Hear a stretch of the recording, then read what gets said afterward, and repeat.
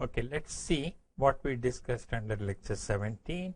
Some of the figures will tell you why we need to do a seepage analysis.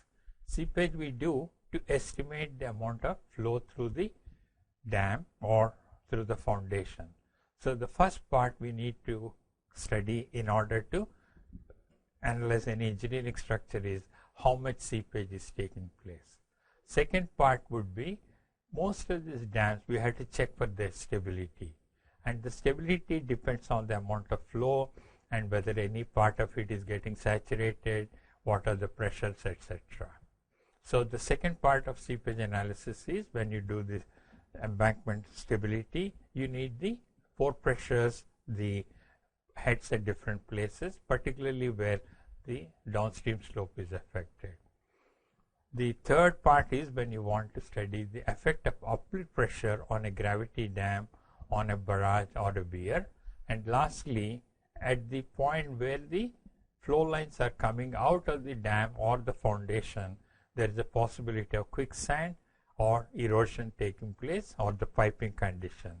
So because of all these reasons, we need to study the seepage analysis. This is the one simple problem we studied, example problem. We have a sheet pile and we have the ground level here, the downstream level, water level, upstream water level.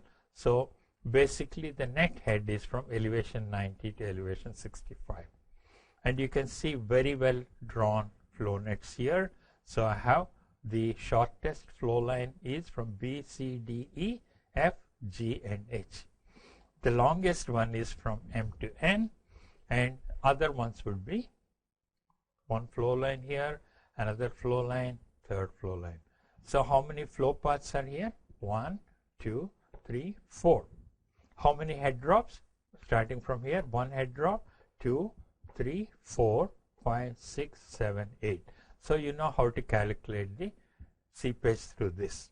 And you can see that most of these elements are fairly square. So this I would call as a reasonably good flow net. And what happens here, for example, what about the pressures on the sheet pile on the left side and on the right side? You can see that water pressure will increase hydrostatically here, but how do they vary below the ground level? I would like to know what is the water pressure to the left of the sheet pile and what will be the water pressure on the right of it.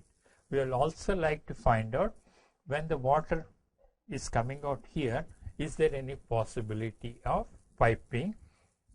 And you can easily calculate. I know that this being the 7th drop, so the pressure here is 12.5, and if I know this length, I calculate the gradient, and that gradient should be 1/5 to 1/10 of the critical hydraulic gradient. So that is how we try to check the stability of this problem.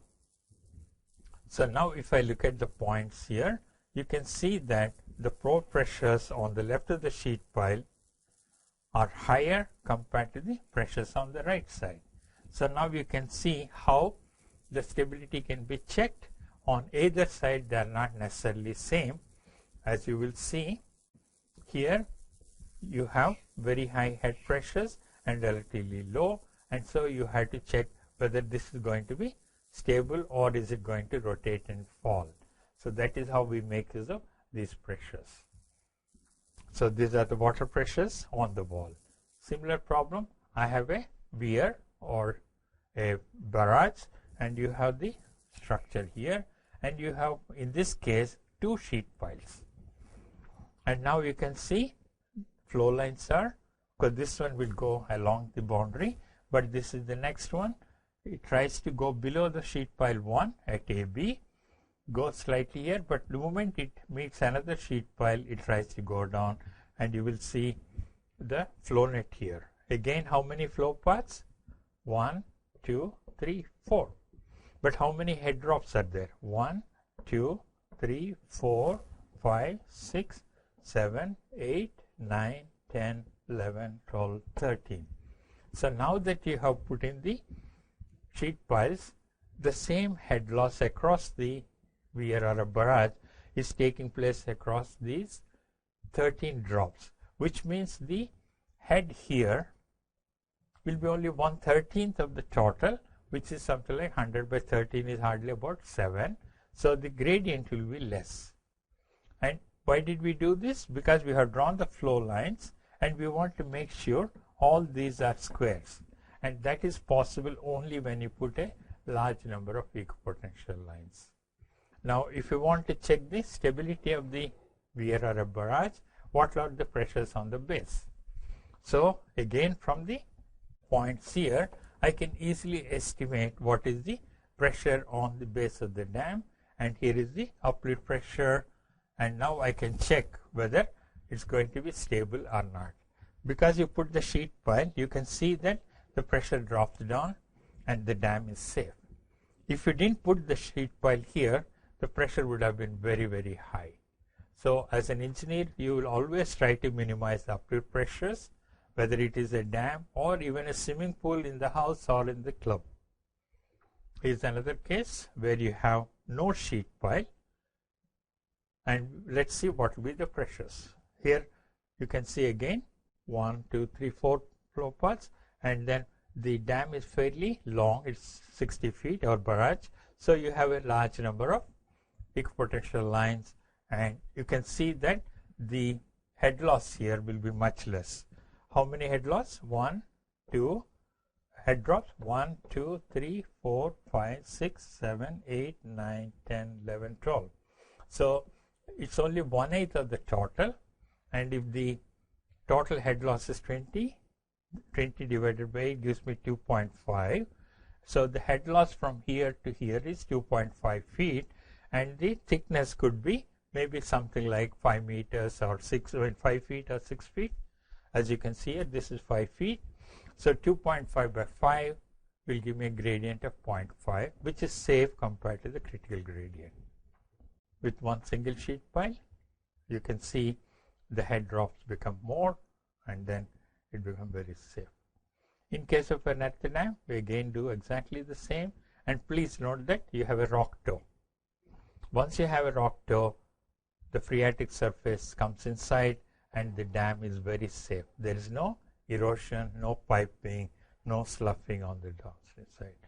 And in all these cases, you should be able to calculate the quantity of discharge. And if you want to do the stability analysis, we try to look at a failure surface, calculate the pore pressures based on the equipotential lines. Once I know whatever is the elevation, that's equal to the total head, and from there we can get the, so if I have a line here, I can calculate the pore pressures. We said that dams are built with two different materials. If that is so, you have soil A whose permeability is 0.1 foot per minute, and on this side you have a soil whose permeability is less than that. So when you have two flow lines meeting, please look at the angle between the normal and the flow line. If it is alpha, on the other side, this is alpha A and this is alpha B. And the ratio of these angles, tan alpha by tan alpha A by tan alpha B, will be a function of Ka by Kb. And you can see that these two are flow lines. If I draw an equipotential line, I can calculate the amount of flow and then again find out, and you can find the relation between these two in order to satisfy continuity condition. Please remember, the amount of water that flows here will also have to flow out between the two flow lines. So this is how we derive that QA is equal to QB. QA is equal to Ka into delta H by La into Ba. QB is equal to Kb into delta H by Lb into Bb. And for square patterns, there you will find that this relation gives me Ka by Kb is equal to tan alpha A by tan alpha B. So it's exactly like incidence of a ray of light and the refraction through a different medium. And this is how the flow lines will look like. And here is a soil with a very high permeability, and you can see that the flow lines change significantly in the second medium. Here is the dam with a core. So the water is entering here, and in the second core where the permeability is very low, please look at the values. 3 0.3 into 10 to the power of minus 4, and this is 10 to the power of minus 5 or minus 6. And you will see that the flow lines fall down and you get very little flow here because this is a highly impervious material. Look at the number of equipotential lines in this. They are very close. Whereas in the casing material, where the permeability is high, you need large distances for the loss. Then look at the uplift condition. We said that if I have very high head here and the flow is taking place, look at the head here at the bottom is much higher than this side. So we have water level here and some surcharge.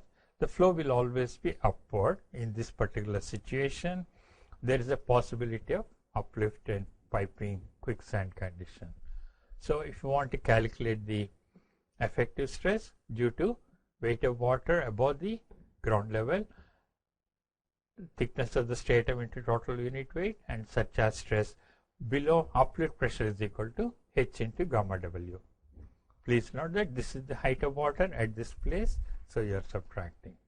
Suppose there is no water above the ground and the surcharge is 0, then you will have effective stress at depth is equal to B times A gamma total minus H into gamma W, and that becomes, if I use gamma total in terms of gamma W, I submerge unit weight, you get the critical condition, gamma submerged by gamma water. That's how the liquefaction takes place.